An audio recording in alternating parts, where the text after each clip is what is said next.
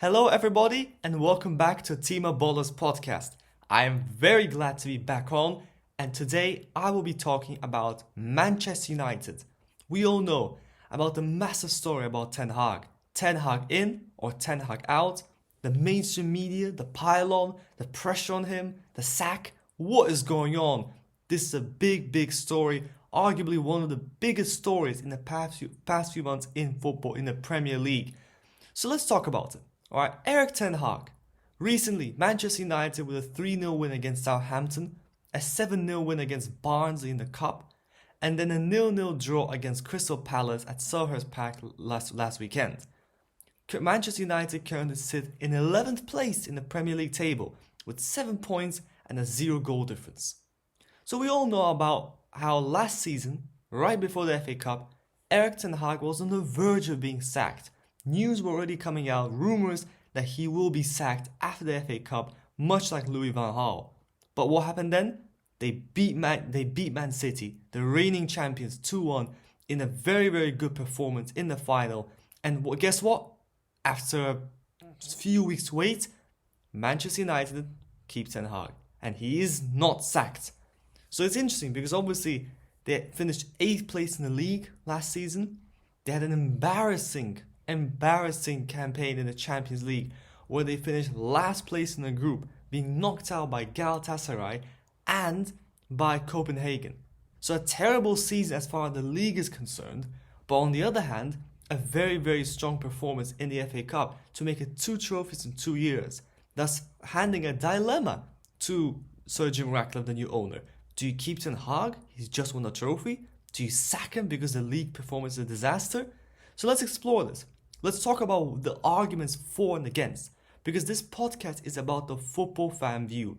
We want to explore the fan opinions, the mainstream media opinions, how they agree and disagree, the argument and the mix of arguments, because I've come up with several Ten Hagen arguments and several Ten Hag arguments, not really my own as such. I've kind of used a lot of fan opinion from Manchester United fans, from the mainstream media, from TalkSport, and obviously also my thinking as to why he should stay or not. So we can really explain what is the fan opinion and what is my take on this. So let's begin. Obviously, the first main argument in favor of Erik Ten Hag is that he needs time with this new superstructure in place to enable him to succeed. We all know about how Manchester United have been partially bought by Sir Jim Ratcliffe and Ineos. This is a major move for Manchester United because Sir Jim Ratcliffe now controls sporting operations. We've seen lots of new people come into the club, like Berardi, Dan Ashworth, lots of new people, lots of these new figures of Ineos, Blanc, and also Sir David Brailsford. So again, we see a new superstructure in place. We see now a proper sporting director in place. We have a CEO. Clearly change has happened. Massive change from what the Glazers did before. The Glazers still own the club, by the way. They still are the main owners. They've got more of a stake than Sir Jim Ratcliffe. He only bought 25% stake. But the sporting things are being controlled by Sir Jim Ratcliffe. So this new superstructure is in place. They've been making better signings. We can see a much more coherent approach to transfers and the way they're able to walk away from deals like with Braithwaite. They're not paying these ridiculous fees for players. I mean, they could have went in and paid 70 million for Braithwaite. Instead, they backed off and went and got Matthijs de Ligt for obviously only 50 million, which was a much more logical deal. You don't want to overpay money for these unnecessary, not unnecessary players, but overpaying for players who are not worth it. That's something Manchester United have done for so many years. But now with this new superstructure, they know what they're doing. They have an objective. They work with the manager, so this board will work with the manager to establish a style of play to ensure that Manchester United are actually moving somewhere. So you could claim that Ten Hag needs time, right? It's not like suddenly the superstructure is in place and instantly everything is fine. All these new people only came in, started, this summer. That's where really the entire new team, the Manchester United team, was it like the team above, the board team has been assembled. So hence it only stands to reason that Ten Hag now needs more time to work with them and succeed. We also know that there have been a lot of mitigating circumstances last season. The first big one is the injury crisis. 65 injuries, a historic injury crisis for Manchester United. in particular centre-backs. At one point, 5 centre-backs injured. I mean, look at the Crystal Palace game where they lost 4-0. You had Johnny Evans, right? Johnny Evans, who was a bit injured, with Casemiro at centre-back. Martinez, injured. Varane, injured. Maguire, injured. Lindelof, injured. Luke Shaw, injured. Kamwala, injured. Let's be honest, right? I don't understand fans who say that injuries are not an excuse. It's very convenient to make this excuse. But let's go to your club. Let's go to your club, Arsenal. You take out Gabriel Saliba, right? Sorry, what am I saying? You take out Gabriel, William Saliba, Ben White, Rob Holding, and you take out, I don't know, Tomiyasu. What are you going to be left with? Who are you going to play? You go to any club, to any team, you take out 5 or 6 defenders, especially centre-backs, and you're in a massive problem. Any team will struggle. So I'm not saying this fully explains last season, but very much so, not having so many players, your defense being literally absent is most certainly a big problem for any manager. Doesn't matter if you're Pep Guardiola, if you're Rob Edwards, or if you're Erik Ten Hag. We also know the sale happened mid-season. That obviously is a big distraction. There was therefore no January transfer window. They made no signings. They didn't get a left back, which was a problem because they had basically no left back. Luke Shaw was injured. They didn't really have a proper backup for him. Malacia was out as well. So obviously not having a left back further compromised their defense. You also had all these off-field problems. Obviously the fallout with Jadon Sancho, which again, you can't really blame this on Ten Hag. Sancho wasn't a Ten Hag signing. He was clearly becoming a problematic player. He pins a post to social media saying how he doesn't want to be a scapegoat and all this and that. And practically goes out and kind of disrespects his manager. He's questioning the judgment, the manager's words, which is rather unacceptable. You've got to respect your manager. And just because you weren't in the squad doesn't mean that you are entitled to go out and make these statements. So certainly that was a problem Ten Hag had to face. But nonetheless, you could argue that he dealt with it rather harshly, but that's what he had to do. And then you also had individual players underperforming, like Casemiro suddenly becoming a terrible, terrible DM, making constant errors. You go back to a Crystal Palace game, right? Casemiro gifting the ball away for fun. That's not on Ten Hag. That's not his fault. How is it Ten Hag's fault? He had no other options. He had no DM. He had no other options. He couldn't do anything else. He had to rely on Casemiro because the other options weren't available. We know Amrabat was injured for parts of the season. He was also not performing. Mainu can't play at number 6. Eriksen was out as well and he wasn't performing. So you could make a case that some of these individual players underperforming is not down to Erik Ten Hag. Erik Ten Hag can't just tell Onana to be a better keeper. You can question the judgment to remove David De Gea and bring in Onana, but the fact that Onana then proceeded to make howler after howler is not really Ten Hag's fault. We then can make a case that he deserved a 3rd year because he won 2 trophies in 2 years. As he rightly points out, Manchester United have won the most trophies in the past 2 years after Manchester City. They've won a League Cup and they've won an FA Cup. And winning 2 trophies is always impressive. Again, I will not understand fans who say that these trophies are important. Since when is silverware not important? Football is all about winning. It's a sport where the pinnacle of football is to win. That's really the objective. You play football to win something, to win a trophy. Especially for a club of Manchester United's magnitude and size. You don't expect Man United just to be in the top 4. You expect Man United to be winning. So the fact that he's been able to win these trophies, it is an achievement. And no Man United manager since Sir Alex Ferguson has been able to do back-to-back trophy seasons. So undeniably, great work by Ten Hag to win those trophies. He deserves a 3rd year, doesn't he? And then the other argument, quite a strong one, is that there are no other managers available who are better than him and would suit United. We know that this past year has been a very, very tough period to find managers. Liverpool are looking for a new manager. They found Arne Slot. Barcelona were looking for a new manager. Bayern were looking for a new manager. Xabi Alonso decided to stay at Bayer Leverkusen. So most certainly it was a difficult time to find replacements. And the other managers who were linked to Manchester United, Gareth Southgate obviously didn't end up going, but you can't really make a case that Gareth Southgate is a proper Premier League manager, and for a team like Man United, that'd be crazy. Graham Potter failed at Chelsea. Why would he work for Manchester United? What does his CV prove? That he's better than Erik Ten Hag? Thomas Tuchel was an option. There are various rumours and stories that he apparently snubbed Man United. That United wanted Tuchel, but he snubbed them. And the problem is that Tuchel is a manager who wants a lot of control. So with this new board at Manchester United, do they want a manager who's got his own mind? This manager has fallen out with owners before. We know why he left Chelsea. This guy likes to have a lot of control. Are Man United really looking for a manager like that? So the argument is, why sack him to bring someone worse when the options just aren't out there? Right? The options were simply not out there. Pochettino, again, he left Chelsea, didn't go to United. So what are the options? And the last argument is this more long-term reason, is that it's the same old issue of Manchester United. They keep on sacking managers after 2 or 3 years following some bad performances, rather than sticking to a project. If you want to be successful, you need to have patience. You need to give your gaffer time to do his work, to cook and to build a squad. You can't just keep on sacking managers after 2 or 3 years. Keep on sacking. David Moyes, Oli, Mourinho, Ranić. You keep on Van Gaal. You keep on sacking all of these managers, thinking they're the problem. But at what point will you realize that it's not the managers who are at fault? Maybe there's something wrong with you. Maybe the manager's fine. Maybe it wasn't Mourinho or Van Gaal. Maybe it's your own fault. Maybe it's you're just not good owners. Your superstructure is in the wrong place. Your recruitment is in the wrong place. And that's why every manager who comes in is essentially just he's doomed to fail. So these are all very convincing arguments in favor of Erik Ten Hag, but there are also a lot of arguments against him. The mainstream media has been really up against him. A lot of people, like for instance Simon Jordan on TalkSport, but also many even pundits and ex-players criticizing Erik Ten Hag. So obviously, last season was a disaster. The season was very bad. We can talk all we like about the FA Cup, but it's the Premier League which is the most important. And finishing 8th place is simply unacceptable. You can't finish 8th place. That is embarrassing.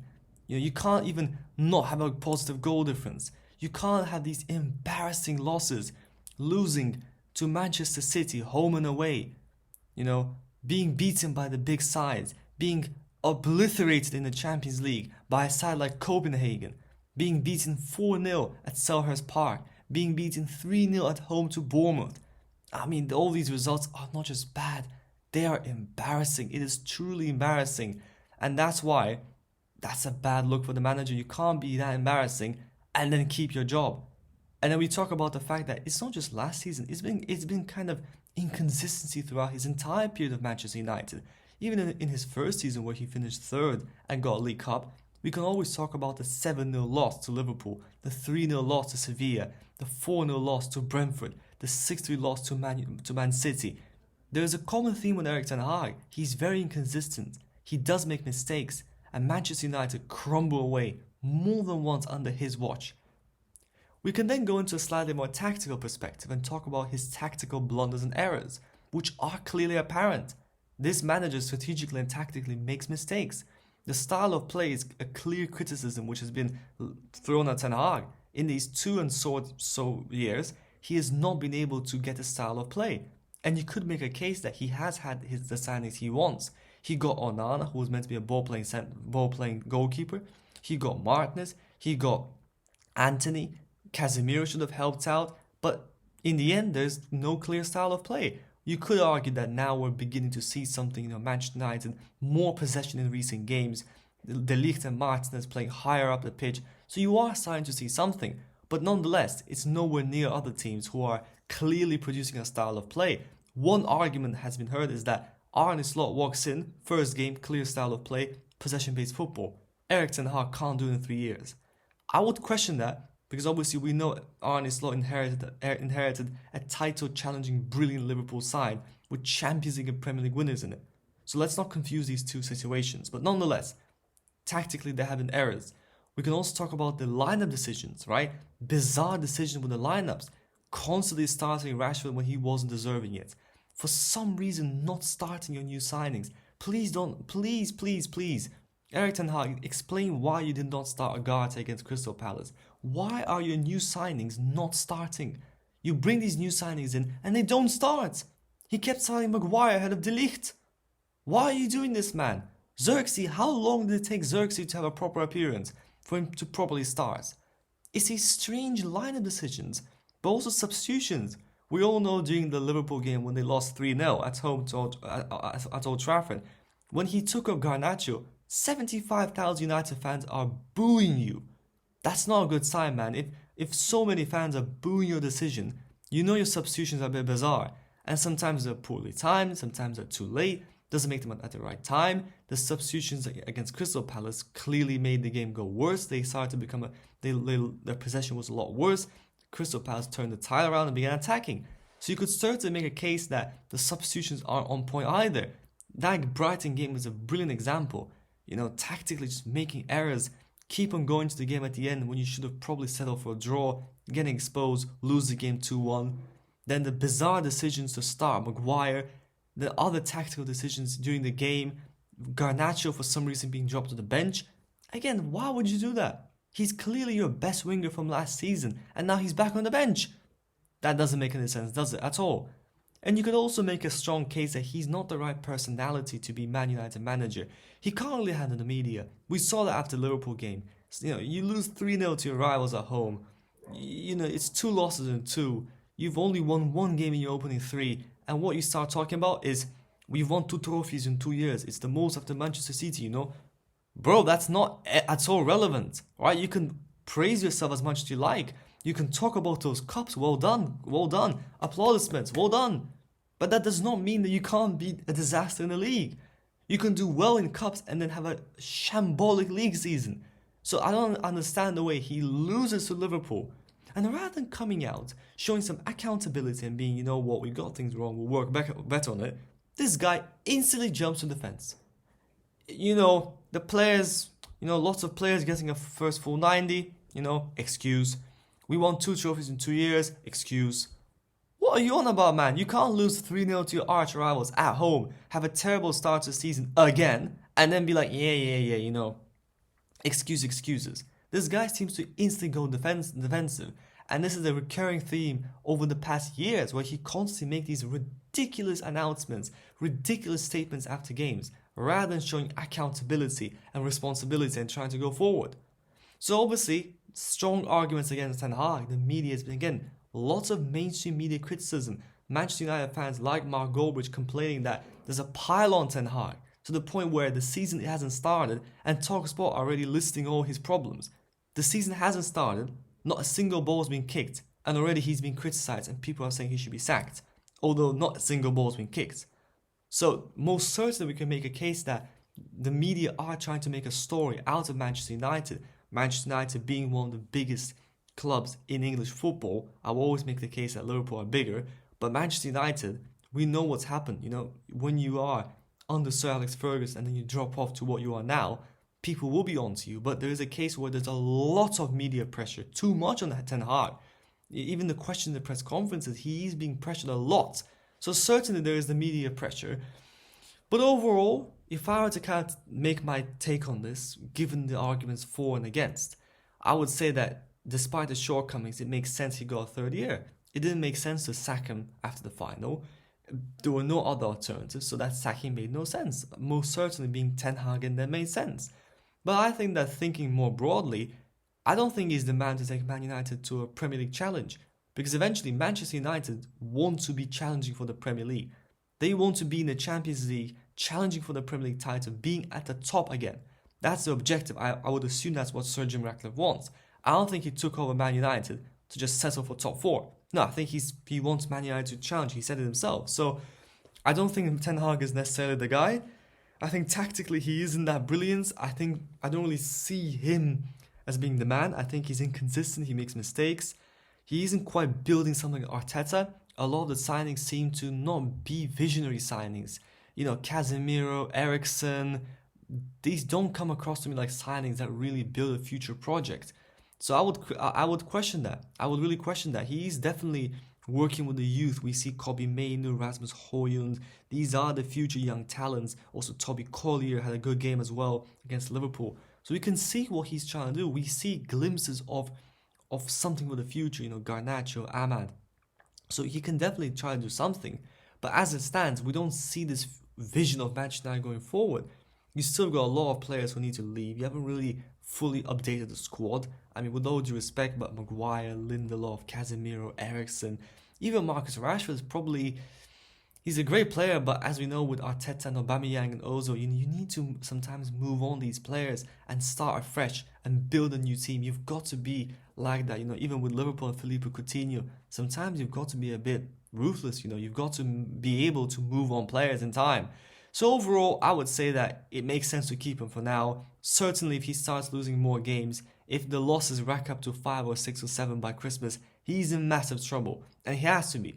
Because look, Ruud van Nistelrooy is right there, maybe Thomas Tuchel, and maybe there is sense in bringing Thomas Tuchel because Thomas Tuchel is a very proven manager, Champions League winner, he's without a job now, and maybe now Tuchel, having been unemployed for a little bit, will look at it and be like, I will come to Man United and maybe be a little bit more, I'll listen a bit more to the owners because I think that maybe Tuchel's the answer, but on the other hand, is he really the man? Is he really a guy who's going to come in and manage and deal with that squad? I don't know. I'm not sure. He doesn't seem to be the guy who you're going to control and build and work around like a board. He seems to be a guy who wants to control himself, as I said.